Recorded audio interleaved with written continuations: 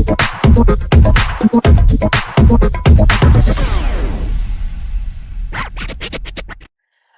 selamat pagi Sobat Psikologi Polri. Mental sehat, kerja hebat. Saya dengan Ibda Olip yang hari ini akan menjadi host dalam Psychology Talk.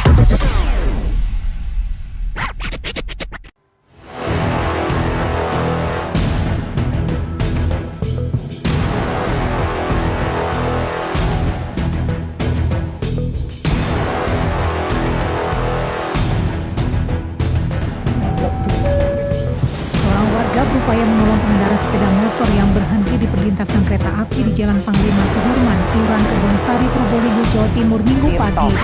Nah, topik kita hari ini adalah membahas tentang bunuh diri. Mungkin teman-teman sekalian sudah menyaksikan ya berita yang beredar di banyak media sosial. Ada seorang bapak-bapak yang melakukan bunuh diri di rel kereta. Kejadian tersebut sangat menghebohkan masyarakat karena bapak-bapak tersebut melakukannya di tempat umum dan disaksikan oleh banyak orang. Sampai akhirnya almarhum tertabrak oleh kereta dan sudah meninggal dunia di tempat. Nah, kita perlu tahu apa sih yang dialami oleh orang-orang yang mempunyai masalah, tekanan, sampai akhirnya mereka berani memutuskan untuk bunuh diri. Kenapa kita harus mengetahui itu? Supaya kita bisa mencegah dan itu tidak terjadi lagi, baik untuk diri kita dan untuk rekan-rekan kita yang mungkin ada di permasalahan berat. Maka dari itu kita akan membahas ini dengan praktisi psikolog dari HIMSI Jawa Tengah, yaitu Ibu Uung.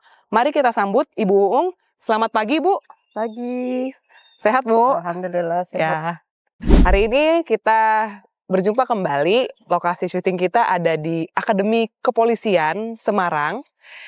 Ditemani oleh narasumber kita yang luar biasa dengan Ibu Kurotul Ania, SPC Psikolog atau yang biasa disapa dengan Ibu Uung. Nah, sekarang Bu, topik yang mau kita bahas hari ini adalah tentang bunuh diri. Nah, karena kita adalah psikologi Polri, tentu kita ingin membahas fenomena bunuh diri dari sisi psikologisnya. Jadi bagaimana dinamika psikologis yang dialami oleh orang-orang yang melakukan percobaan bunuh diri atau ya sudah sampai bunuh diri. Nah, ternyata Bu, berdasarkan data yang diperoleh dari Pusat Informasi Kriminal Nasional Polri atau yang disingkat dengan Pusiknas Polri, data bunuh diri itu cukup banyak ya. Pada tahun 2023 ada 1.288 korban bunuh diri. Kemudian pada tahun 2024 ada sedikit penurunan. Jumlah korban bunuh dirinya itu ada 1.105. Itu selisihnya hanya sedikit. Dan kemudian tahun 2025 sampai Januari korban bunuh diri itu sudah tercatat ada 91. Nah, tentunya kemungkinan besar angka ini kan akan terus bertambah ya, Bu. Tapi kita tidak ingin peningkatan angkanya ini meningkat secara drastis. Setidaknya kita ingin meminimalisir, kalaupun bertambah ya tidak terlalu pesat gitu pertambahannya. Nah, tapi untuk bisa meminimalisir angka tersebut, kita kan harus tahu ya Bu, bagaimana cara mencegah supaya orang-orang yang ada keinginan bunuh diri ini bisa mengurungkan niatnya agar tidak jadi bunuh diri. Nah, ini karena di samping kita udah hadir psikolog yang sangat berpengalaman, kita ingin tahu nih seluk-beluk apa sih faktor-faktor pendorong bunuh diri, kemudian tentunya bagaimana cara pencegahannya supaya tidak sampai terjadi.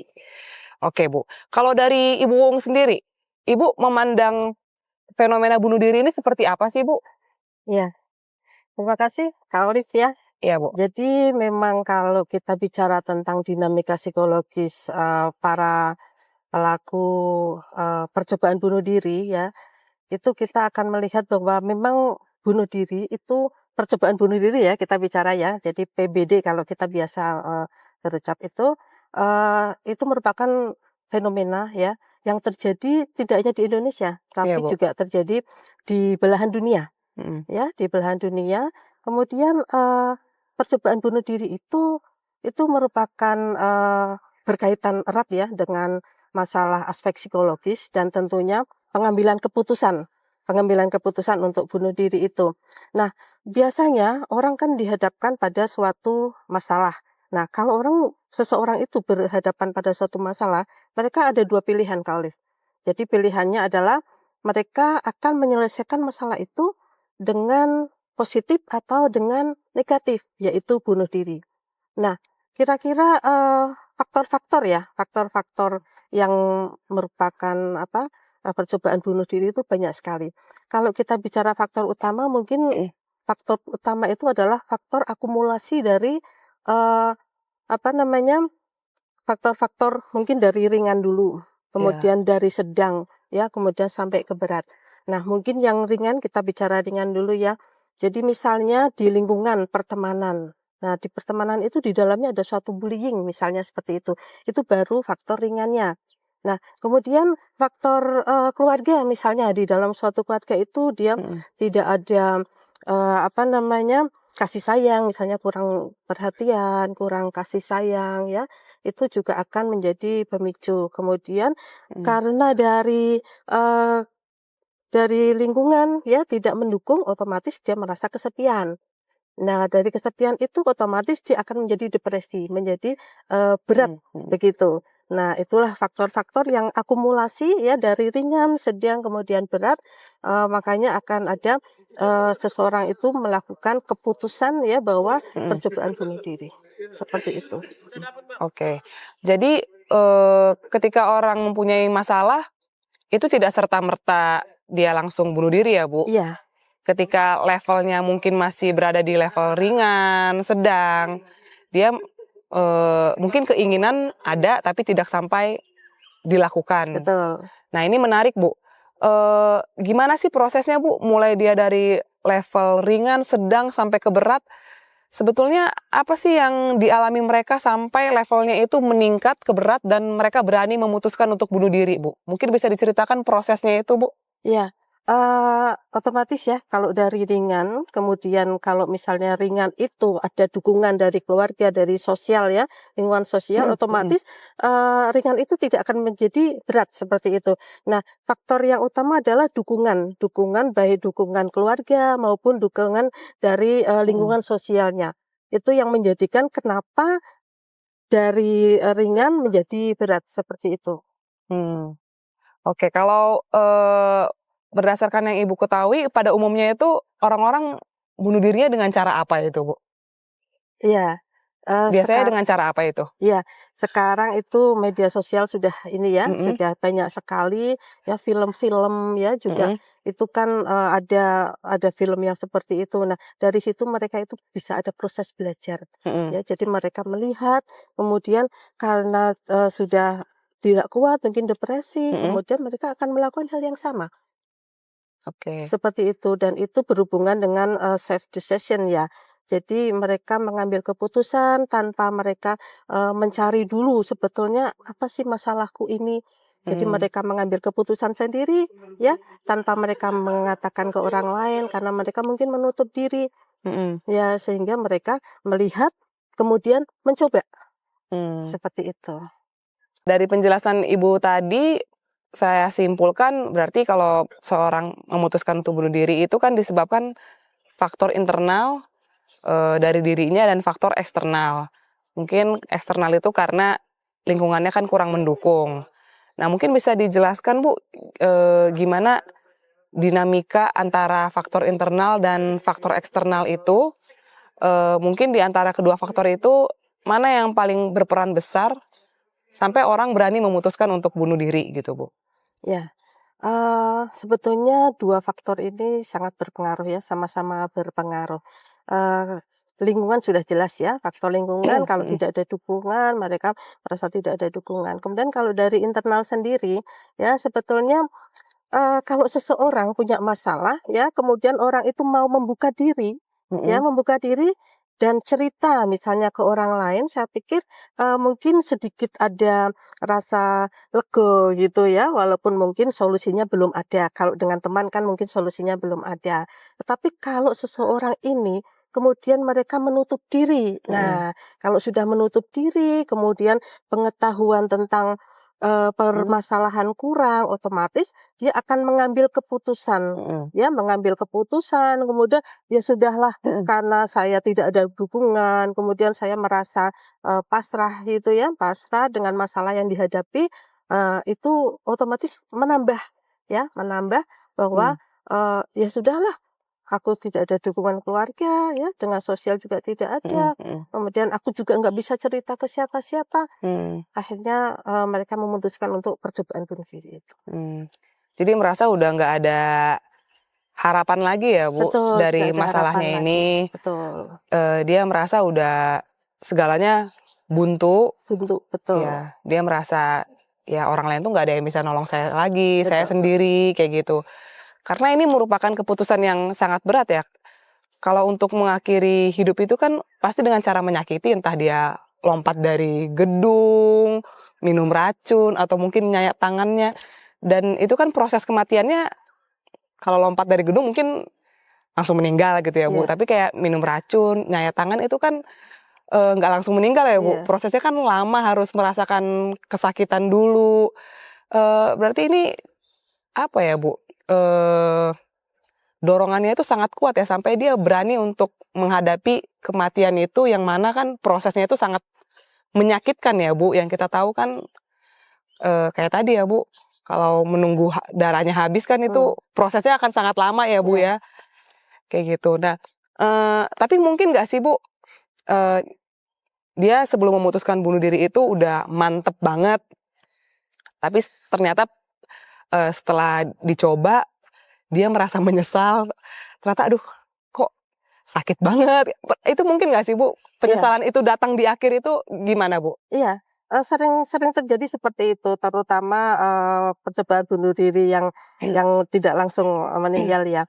Jadi begini, orang sudah merasa percobaan bunuh diri itu kalau biasanya itu mereka tidak punya rasa takut, sudah tidak punya rasa sedih. Jadi dia itu tidak bisa membedakan antara senang dan sedih. Ya, karena kan depresi ya, orang depresi itu kan otomatis dia sudah tidak bisa merasakan apa itu senang itu seperti apa, sedih itu seperti apa. Nah, makanya mereka mencoba untuk bunuh diri. Nah, sebetulnya mereka itu bunuh diri itu kalau misalnya yang selamat, itu awalnya itu sebenarnya ragu, mereka ragu. Gitu, ragu, kemudian karena depresi mereka akhirnya percobaan bunuh diri. Nah, biasanya yang selamat ini mereka akan menyesal. Karena merasakan sakit yang tadi itu. Nah, itu mereka akan menyesal. Nah, dengan seperti ini maka dibutuhkan kita-kita nih ya, kita-kita dari keluarga, dari teman, kemudian mungkin dari psikolog ya, dari kami juga nanti bisa memberikan terapi untuk yang selamat ini gitu. Oke. Ada yang menyesal terus jadi kapok ya, Bu, ya, Ada untuk kapok. melakukan itu. Tapi ada juga kan yang jadi melakukan lagi di kemudian hari, mungkin dia dengan mengevaluasi cara sebelumnya. Kalau cara sebelumnya gagal, Iya. ini kedepannya harus menggunakan cara apa nih supaya nggak gagal lagi gitu, Bu. Berarti memang ini ya, Bu, ya, setelah gagal bunuh diri itu si orang ini perlu diawasin banget ya, Bu. Betul. Jangan sampai dia melakukan kembali, kan takutnya ya tadi ya, Bu, dia mengevaluasi, oh Betul. kalau cara kemarin gagal berarti supaya nggak gagal saya harus ngapain. Itu kan harus dipantau supaya dia nggak mempunyai pemikiran yang sama untuk melakukan bunuh diri lagi gitu ya, Bu. Oke. Nah, Bu, kemudian kalau untuk terkait dengan gender, Bu, antara pria dan wanita, apakah ada kecenderungan pria itu lebih gampang untuk memutuskan bunuh diri, Bu? Iya, ada ya. Jadi memang laki-laki itu kan biasanya kan dia tidak sering cerita ke orang lain ya. Jadi laki-laki itu kalau cerita itu takut nanti dianggap lemah, takut dianggap tidak, misalnya takut mungkin ketahuan masalahnya gitu ya. Jadi mereka itu kalau laki-laki percobaan bunuh diri itu otomatis akan lebih fatal akibatnya. Gitu. Tapi kalau perempuan itu berbeda, karena perempuan seperti kita-kita nih, kita-kita itu kan punya banyak sahabat ya, kita punya banyak teman. Nah, itu kita biasanya bisa bercerita kalau ada masalah. Ya, jadi kalau misalnya kita bisa cerita, paling enggak kan lebih lega sedikit gitu Iya, ya, walaupun nanti tidak ada solusinya. iya. Jadi memang berbeda. Kalau Hmm, perempuan biasanya lebih banyak yang selamat, hmm, seperti itu. oke. Eh, jadi itu ya teman-teman, pentingnya kalau kita ada masalah, kalau punya teman cerita ya nggak ada salahnya ya Bu, kita Betul. cerita ke teman, ke pacar, ke keluarga. Ya mungkin solusinya itu nggak instan saat itu juga ya, tapi Iya, setidaknya permasalahan itu nggak berputar-putar di kepala kita aja ya Bu. betul. Tapi ya kita bisa berbagi ke orang-orang di sekitar kita. Syukur-syukur kalau dapat solusi. Iya, Tapi kalau nggak dapat solusi pun setidaknya ya kita bisa merilis stres itu, merilis masalahnya sedikit demi sedikit gitu ya Bu. Karena itu tadi ya, kalau apa-apa disimpan di dalam kepala kita tanpa ada masukan dari orang lain, khawatirnya kita jadi berpikir yang enggak-enggak ya Bu. betul. Kita mikir sendiri, mutusin sendiri, menurut kita itu benar, sampai akhirnya ya itu, oh bunuh diri mungkin jadi Iya, solusinya. Nah itu perlu ada pengawasan dari orang lain ya teman-teman ya. Nah kemudian Bu, ini kan terkait cara bunuh diri ya Bu. Kita tahu kan ada orang bunuh diri di tempat umum. Dia lompat dari gedung kayak di mall, apartemen, tapi ada juga yang diam-diam di kamar gitu kan. Nah menurut Ibu, eee, sebelumnya itu apa sih yang terjadi pada orang ini sehingga dia memutuskan mau bunuh diri di tempat umum, tapi ada juga yang bunuh diri di tempat yang tertutup gitu. Apa sih yang dia alami Bu, sampai ternyata mempengaruhi caranya untuk bunuh diri gitu Bu? iya betul. Jadi biasanya yang di tempat umum ya, itu mereka spontan. Jadi mungkin Mmm, berada di misalnya di mall gitu ya, mhm, itu dia melihat ke bawah, dia otomatis, mhm, spontan dia jatuh gitu. Itu mmm, biasanya seperti itu. Jadi, apa namanya ya, jadi mereka spontan tidak ada istilahnya aku ke mhm, mall pengen bunuh diri itu biasanya jarang. Jadi mmm, mereka melihat ke bawah kemudian, ya sudah bunuh diri saat itu. mmm, Tapi kalau yang minum racun ya, itu mhm, mereka pasti sudah dipersiapkan udah sebelumnya. Iya, direncanakan, kan beli racunnya, mhm, kemudian nanti bagaimana itu mmm, mereka sudah dipersiapkan, mhm. seperti itu. Oke, baik Bu. Nah kemudian nih Bu, kan pro kontra ya Bu bunuh Mhm, diri Bu. Ada yang pro, ya udahlah itu kan hidup-hidupnya dia. iya, Dia yang paling tahu beratnya masalahnya, ya kita untuk apa menghakimi. mhm, Tapi yang kontra kan, ah gitu aja lemah gitu kan. Ah itu ibadahnya kurang kenceng tuh, mentalnya lemah tuh. Nah Ibu memandangnya gimana Bu? iya, eee, sebetulnya setiap orang pasti punya masalah ya. Iya, Ya, tergantung kita bagaimana menyikapi masalah itu, ya. Jadi, mungkin kalau punya masalah mhm, itu sebaiknya tidak dipendam sendiri, ya. Bicaralah ke orang terdekat, ke mungkin sahabat ya, mhm, ke sahabat atau mungkin, ke keluarga ya, yang penting keluarga. mhm, Karena kalau sahabat kan pulang ke rumah sudah gitu ya, kalau keluarga kan kita selalu ada di, lingkungan mhm, keluarga. Jadi kalau punya masalah itu silakan, bicara. mhm, Mungkin ke kakak, adik, atau ke orang tua, ya. oke, Jadi nanti masalah itu bisa terselesaikan, seperti itu, Kak Ali. oke. Kalau saran atau masukan dari Ibu terkait penilaian masyarakat Bu, terhadap ya pelaku-pelaku bunuh diri yang tadi Bu, yang Mmm, ada yang pro, ada yang kontra. Khususnya mungkin untuk masyarakat yang menilai secara kontra gitu Bu. Mungkin Ibu ada saran atau masukan, karena menurut saya tuh penilaiannya kan cukup negatif ya Bu. Orangnya sudah meninggal tapi iya. kan masih dipandang jelek karena wah mentalnya lemah, kurang ibadah atau segala macam itu. Kira-kira bagaimana Bu dari Ibu? Iya, eee, kalau untuk masyarakat ya, setiap orang kan punya masalah, kita tidak tahu masalah orang lain, ya. Jadi kita tidak perlu, gitu ya. Iya Bu. Heeh, tidak perlu bahwa, Mhm, itu lemah, itu kurang ibadah. Karena yang mengalami bukan kita, yang mhm, mengalami adalah orang lain gitu.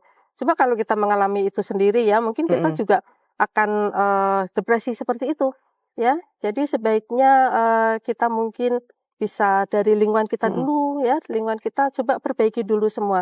Kalau memang misalnya ada lingkungan yang seperti itu, kita mhm, harus cari tahu dulu sebetulnya, permasalahan mereka apa.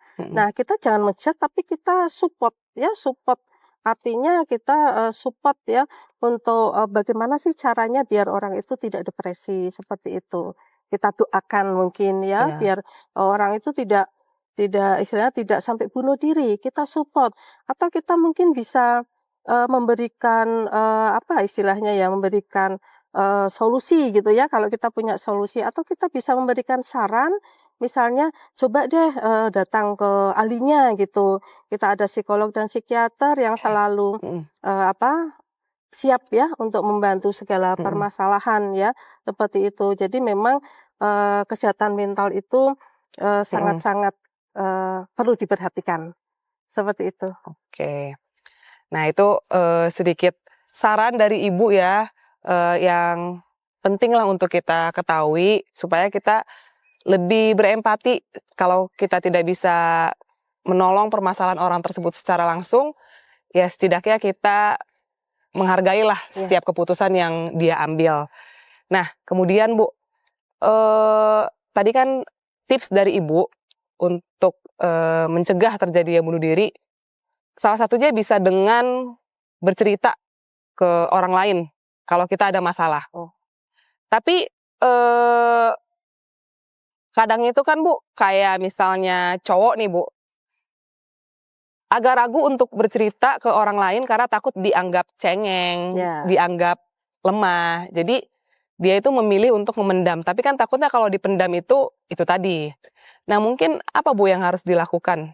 Nggak harus laki-laki ya, mungkin kalau bagi cewek-cewek yang merasa kurang nyaman cerita ke orang lain tapi dia ada lagi masalah, itu menurut Ibu strategi yang efektifnya yang bisa dilakukan itu apa Bu? Ya, memang satu-satunya harus cerita ke orang lain. Satu-satunya harus cerita ke orang lain. Ke orang lain ya. Kita tidak bisa punya masalah kemudian dipendam sendiri. Misalnya kita cari di literatur gitu ya, kita cari di ini tapi solusinya tidak ada gitu. Itu akan menyusahkan kita sendiri ya. Memang harus cerita ke orang lain gitu. Oke. Paling ini ya Bu, kita harus menseleksi kira-kira kalau mau cerita ke orang lain itu orang mana sih yang tepat untuk diceritakan ya Bu? Pasti, ya. Ya, orang mana yang bisa dipercaya, yang nyaman untuk jadi tempat cerita, kayak gitu ya Bu? Betul. Oke. Oke, Sobat Psikologi Polri, kita udah ngobrol panjang lebar nih. Tadi udah ngobrol-ngobrol tentang apa sih sebetulnya yang dialami oleh pelaku bunuh diri sampai dia berani memutuskan untuk bunuh diri. Kemudian gimana peran dari lingkungan, terus ada juga faktor internal yang mendorong orang tersebut untuk bunuh diri. Dari berbagai macam topik yang kita obrolin, kita sampai nih ke intinya. Pasti Sobat Psikologi Polri penasaran kan? Kalau saya ada di posisi saya lagi stres, lagi punya masalah, sebetulnya apa yang harus saya lakukan supaya saya nggak ada kepikiran, kecenderungan untuk melakukan bunuh diri. Maka dari itu, Ibu Uung akan memberikan tips-tips ketika teman-teman ada di posisi seperti itu, apa yang harus teman-teman lakukan. Gimana Bu tips-tipsnya? Ya, terima kasih. Jadi tips ya, agar teman-teman tidak merasa depresi seperti itu ya. Teman-teman, jadi memang setiap orang itu punya masalah ya. Tapi yakinlah bahwa masalah itu pasti ada solusinya ya. Jadi kalau misalnya punya masalah kecil saja ya, itu jangan dipendam sendiri ya. Ceritalah ke orang lain ya, akan membuat Anda sedikit lebih lega seperti itu dengan cerita ke orang lain ya. Jadi jangan dipendam sendiri ya, cerita ke orang lain, kemudian semua masalah pasti ada solusinya. Oke, itu tipsnya untuk teman-teman Sobat Psikologi Polri. Kemudian sebagai penutup Bu, mungkin dari Ibu ada 1-2 kalimat quotes untuk menguatkan teman-teman kita yang mungkin lagi ada masalah, lagi pusing nih Bu sama kehidupannya. Boleh Bu? Oke. Pentingnya kesehatan mental ya teman-teman. Pentingnya menjaga kewarasan kita ya. Selalu berpikir positif. Seperti itu. selalu berpikir positif. Karena sesuai dengan tagline psikologi, Bu, kita punya tagline nih, Bu. Sobat Psikologi Polri, mental sehat kerja hebat. Karena mental yang sehat itu akan membuat hidup kita jadi lebih positif, lebih produktif. Kita bareng-bareng nih ya, Bu. Sobat Psikologi Polri, mental sehat kerja hebat.